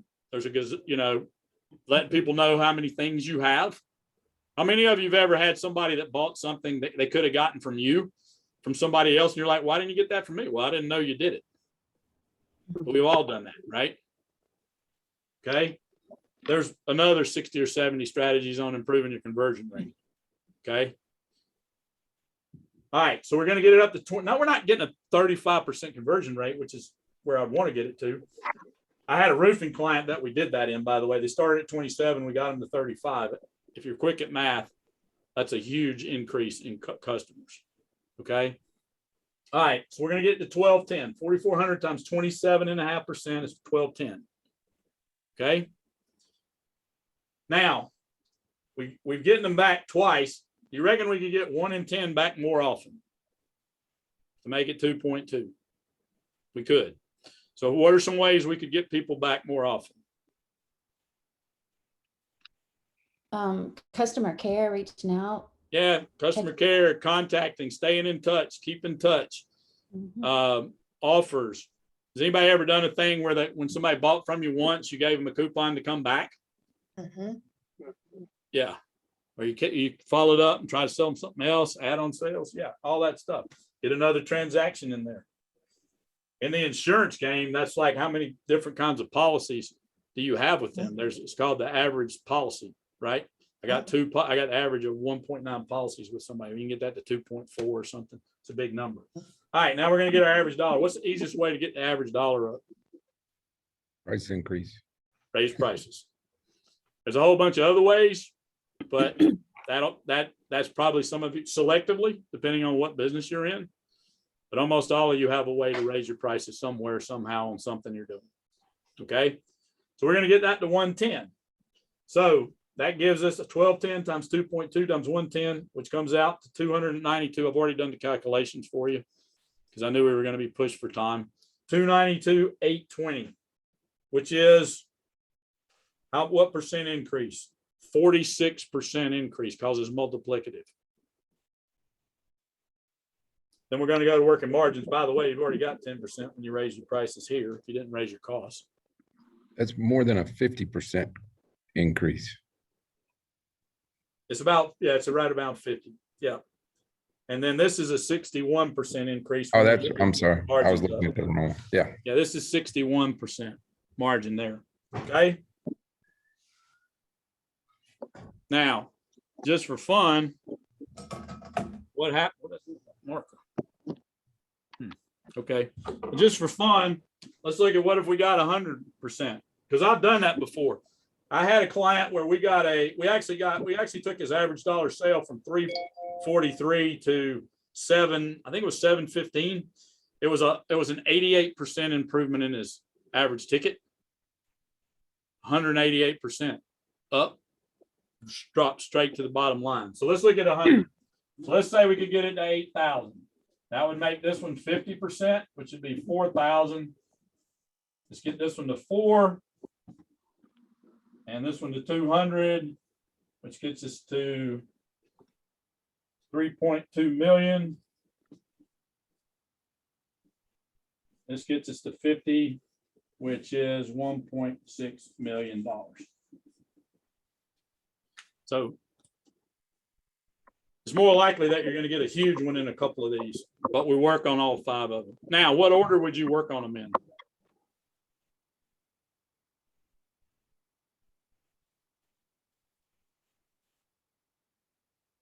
Any ideas where you'd start? You need leads first. Last. There's no use getting a bunch of leads if you don't know what's going to come out the bottom.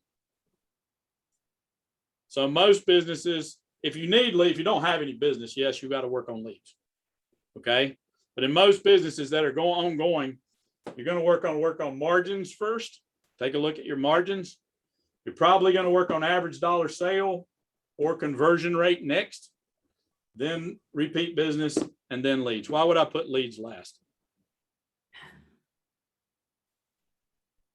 Any ideas?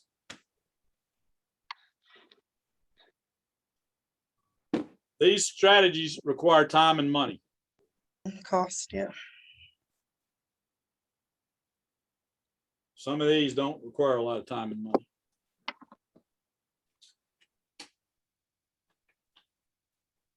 So plus you don't want to, this is a machine. You want, when you put in a lead, you want to know what's going to happen. You get 10 leads, you want to know how many you're going to close and what that looks like on your bottom line on average. All right, let's move on. We got a long way to go. Now, for the team to be able to run the business, they have to have robust systems. I'm going to go through this super fast, but this is the 9 things you got to have systems. Vision, mission, culture. Got to have goals. We've worked on that a little bit. Got to have an org chart with positional agreements. That's a fancy way for saying job descriptions. Metrics, KPIs. You got to have your how-to, which is basically your management book for your, you know, when I bought a franchise one time, it came with these, it was before digital stuff got real big. It came with these manuals that were about that thick, and there was about 4 of them. That was how you ran the business. That was the how-to manuals. Had everything in it, how you did everything. That's what you got to have in your business. Management systems, that's the overriding dashboards and those kind of things. Right? All right, let's get on to team. There's quite a bit of work to get through all that, but just so you know, there is a path. All right. So in most businesses, the owner is working on the business. The owner is working on the team. The owner is working with the customers. Here's how it's supposed to work. The owner is supposed to take care of the team. The owner is supposed to provide a job description. The owner is supposed to provide a vision. The owner is supposed to provide pay. The owner is supposed to provide guidance and coaching. The team in turn takes care of the customers. The customers pay the business. The business takes care of the owner. The owner can reinvest in the team, which takes better care of the customers, which builds a better business, which takes better care of the owner, who can reinvest again, and it keeps getting bigger and bigger and bigger. Anybody just have a BFO right there?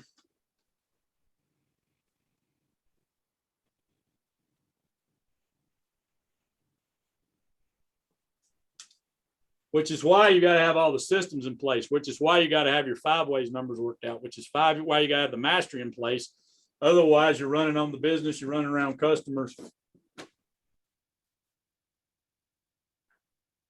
Now, some of your businesses, you're in a business where you kind of are the thing that produces the thing, like Carlton. He's got to do some of the creative work. What would be good in those businesses is you create the team to do everything else except what you're great at, except that genius thing. Does that make sense? And then at some point, you may even bring somebody in, another genius, to replace you. All right. Now, here's the 6 keys to building a team. Spend a little bit of time on this. It's in your book. All the stuff's in your book. I think. Unclear. I haven't been keeping up. Page 38. Yeah, I like what Tom Peters says. Most employees are motivated, energetic, etc., except the 8 hours they work for you. I mean, how many of them go to great lengths to have a camping trip or something and are super planned and organized? And yeah. All right. So the 6 keys. The first one is strong leadership.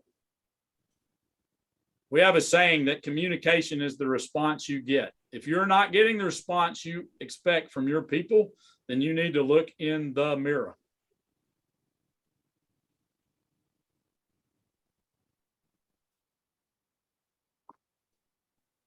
There are a gazillion books on leadership. There are a gazillion courses on leadership. Who said it earlier? Fred. He's had tons of training on leadership in the military. They're great at leadership training. Okay. We also have to be good at management and then leadership. But we do have to have strong leadership. So one of the things I say is that if you're here, your business can only go to there. For your business to get better, you have to get, hello? Better. Common goal. If everybody's going in different directions, it's not much of a team. This is usually your vision, your bigger picture, the hill you want to climb. Got to have it, got to have a target. That can change, but you got to have a common goal that people are pulling for. So if you have a good vision, it's a lot easier to attract people towards that common goal. They'll be attracted to it. Yeah, I want to be part of that.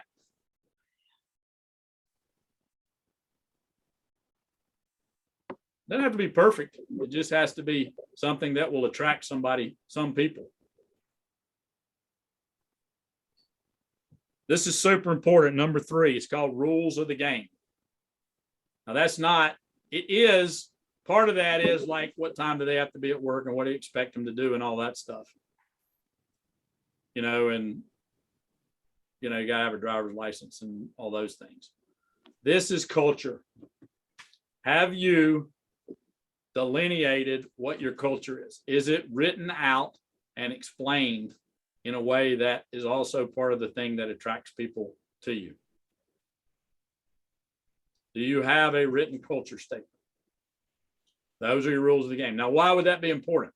Because you want people to be able to make decisions. You don't want to babysit all your employees. If they don't know where the boundaries are, see, culture gives them boundaries. Culture is like a playing field. Let's say it's a football field. Inside those boundaries, there's certain rules. You can, you know, you got to have 11 men. We don't have to 11. You can't have more than 11 men on the field. Okay.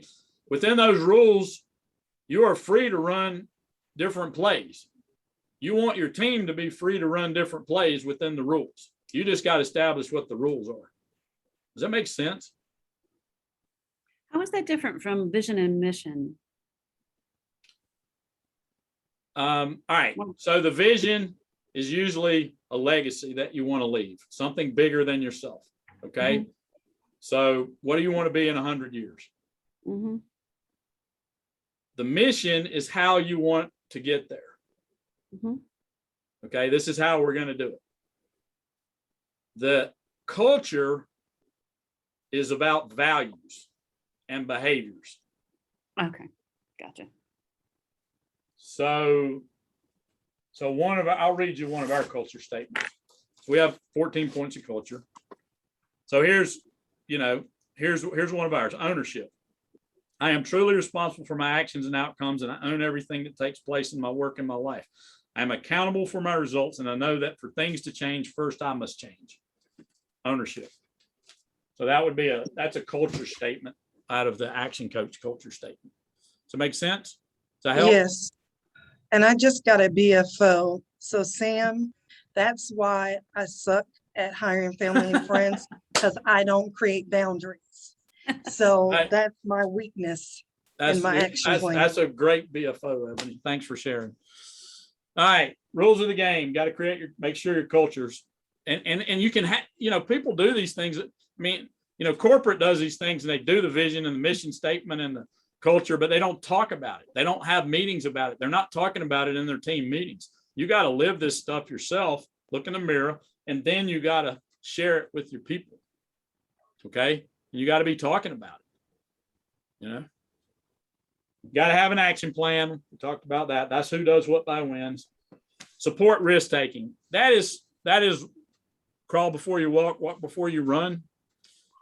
It is allowing people to make small decisions first and then giving them bigger decisions. It's not bungee jumping. It's allowing them to make some decisions. You can support them on the decisions. You just get bigger, small, little by little. As you get more training, trust, whatever.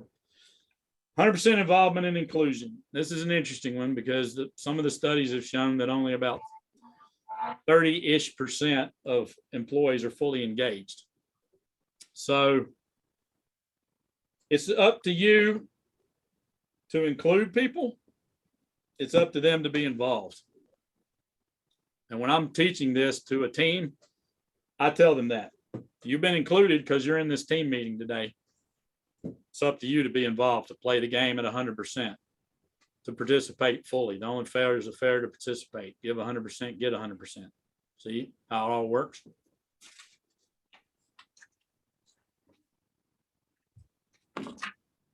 So it's about getting,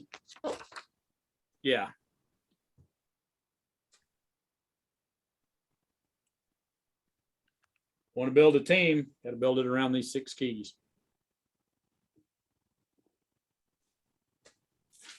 I got to switch flip charts here. I might chime in here for a second while you're switching, Bill. Just so you all know, I did put in the chat sometimes that Bill is available for that one-on-one meeting that he mentioned in the beginning. If you want to go ahead and book that, some of you already have, and that's great, but just wanted to draw your attention to that. Also, the chat has a lot of great information in it. So if you want to save the chat, you can. Should be bottom right. There are 3 dots. If you click on them, you can click save chat. I will save the chat, and if anyone has an issue saving it themselves, I can send it out. All right. So we've been blowing pretty fast here, but so I want to talk about synergy a bit, but not much, because once you get to synergy level, that's where you've got a general manager in place. That right now, that's probably you in most cases. And so that's the next thing. This is where you get it on autopilot. Once you have the systems in place, and if you think about the division of a large company, the owners are not there. They have a general manager who's responsible for growing that division. They have P&L responsibility. It's their job. Your job is to be the owner and to talk to them about it. So there's a bunch of models out there. There's franchising, there's licensing, there's owning your own outlets, there's distribution models. There's, depending on the business, will depend on how you want to expand your business. Okay. But this is about models, and this is about getting it on autopilot. And then results, hopefully, is more time and more money. So let's take a minute here, get on page 43. What are your top learnings or BFOs? Go back through all your notes.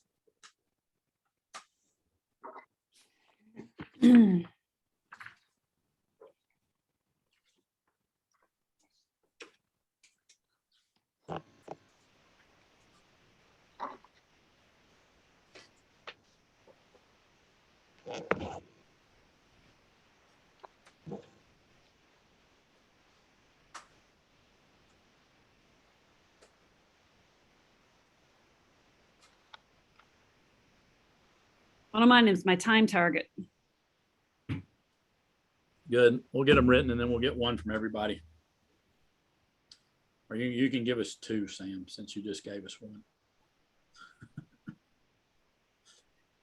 BFOs, you mean, or Yeah, within yeah. the time target? Learnings or BFOs, top 3 learnings or BFOs.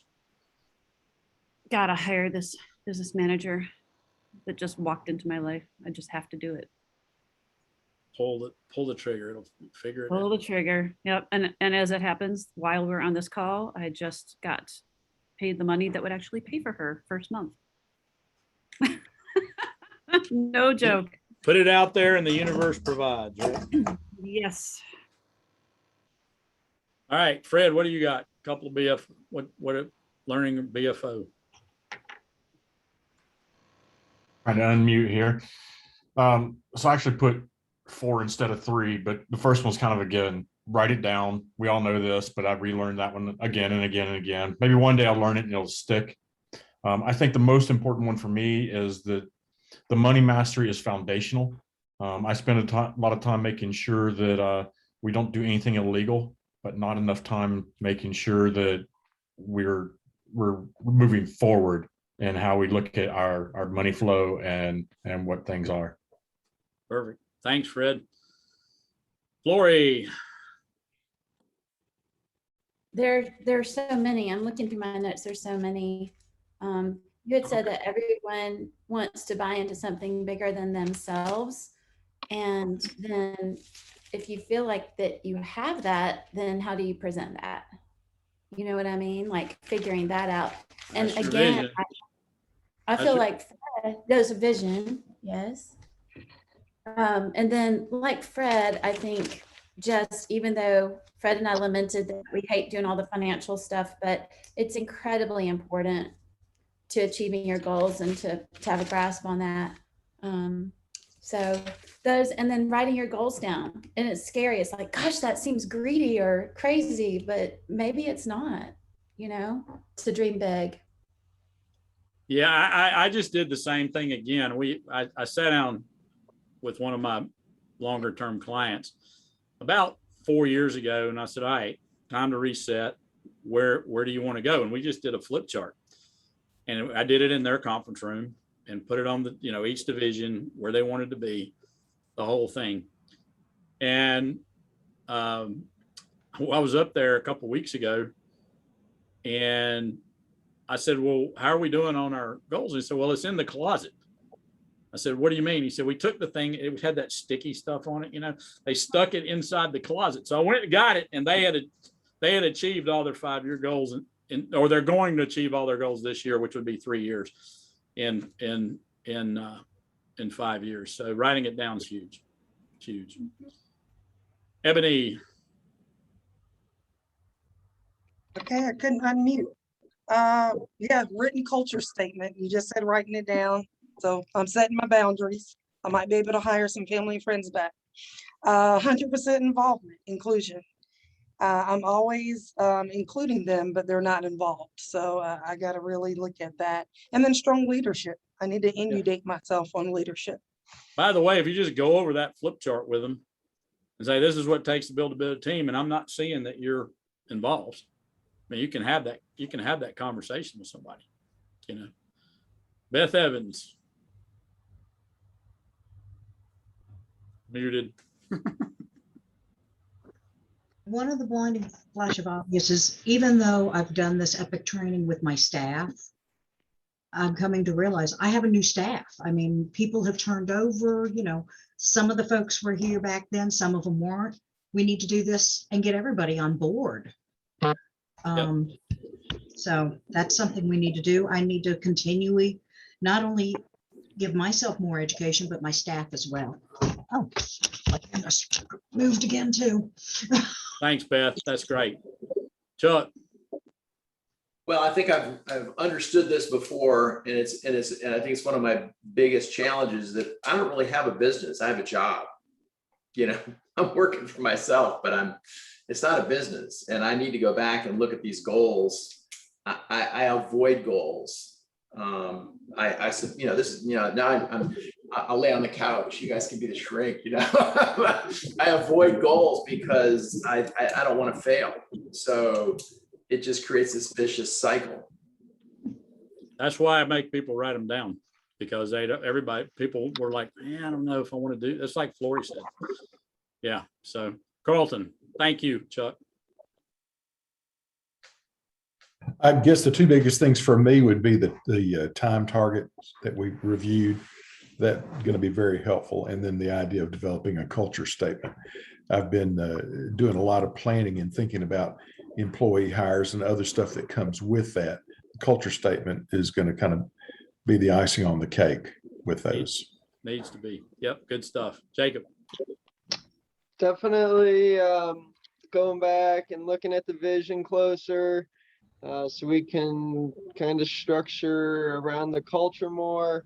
And a big part of the culture is making sure that we're living, or, going about our days as the victor and not the victim, and creating solutions, not just the blame game. Yeah, good stuff. Yep, good. Drew. I think mine is on my BFO is really on resetting my sales plan again, and taking a look at how I can use that plan to minimize chaos, to really stick to the plan and push that chaos to the side. Yep. Don. I would say for me, it's all about starting at communication clarity, initially with yourself and then with others. And to make communication very clear, you need to have an empathetic approach with others.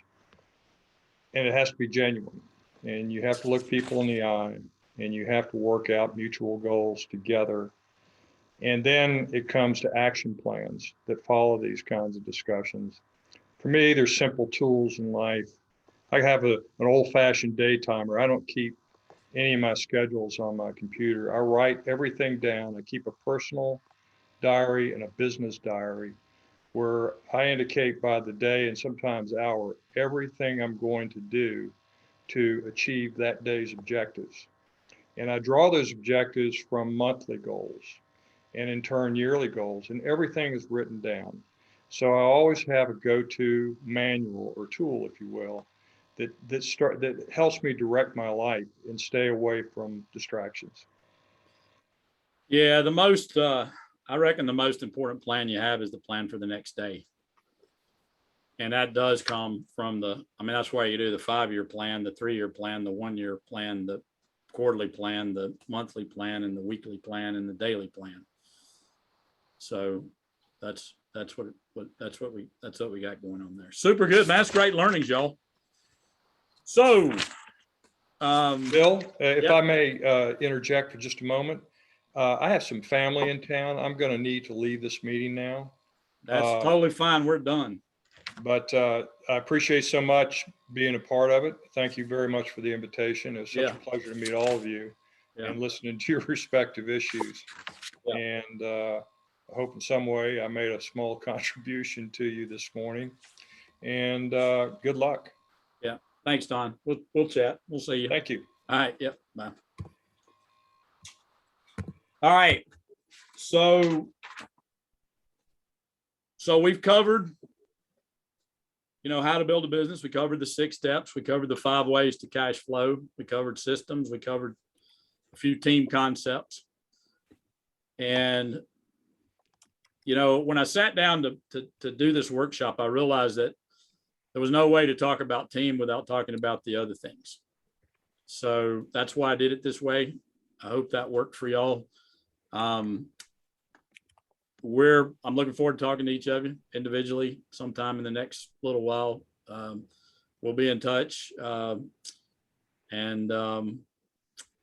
hope there's a couple of good quotes to sort of leave you with. Jim Rohn said, never wish your life were easier, wish you were better, and work harder on yourself than you do on your job. If you're not working on yourself, then your business is not going to get better. That's just a fact, whatever that looks like for you. So make sure you have goals for that. And where you'll be in 5 years will depend on the books you read, the people you meet, and the actions you take. Charlie Tremendous Jones said the first 2 things, and then Brad added the last thing in there, my friend Brad. And Tiger says, no matter what you do. You can't do this stuff by yourself. My contact information's in the back. If I can ever be of service, give me a call. I look forward to chatting with each other individually. And I hope everybody has a great weekend. Thank you very much, Bill. Good. Thank you. Any last thoughts, Thank you. feedback, values that you got out of this? Anybody get some value? Thanks, Bill. Yeah. Very good. Thank you so much. I'm not in the local area, but this is a great group and I was reluctant, just being honest, but I'm so glad I came. I'm just so glad I moved past the fear of, different things we fear with coming Yeah. to groups and meeting Yeah. people, but you all are great and thank you. I have clients around. Glad you were part. I have clients around too. I have clients in Charlotte, so it's okay. Yeah. Yeah, I look forward to connecting with some of the folks on this call. I'm really intrigued by their businesses and collaborations and connections I can make with people. So it's Super good. fantastic. Thank you One so of much. the things we do, it adds this added thing, right? Get to a little networking while we're at it. So listen, thanks everybody. I promised you 11. It's before 11. Let's wrap it up. So everybody have a great weekend and until next time. Sounds all the good. best. Yep. Everybody have a weekend. great weekend. All right. Great weekend. Bye. Bye.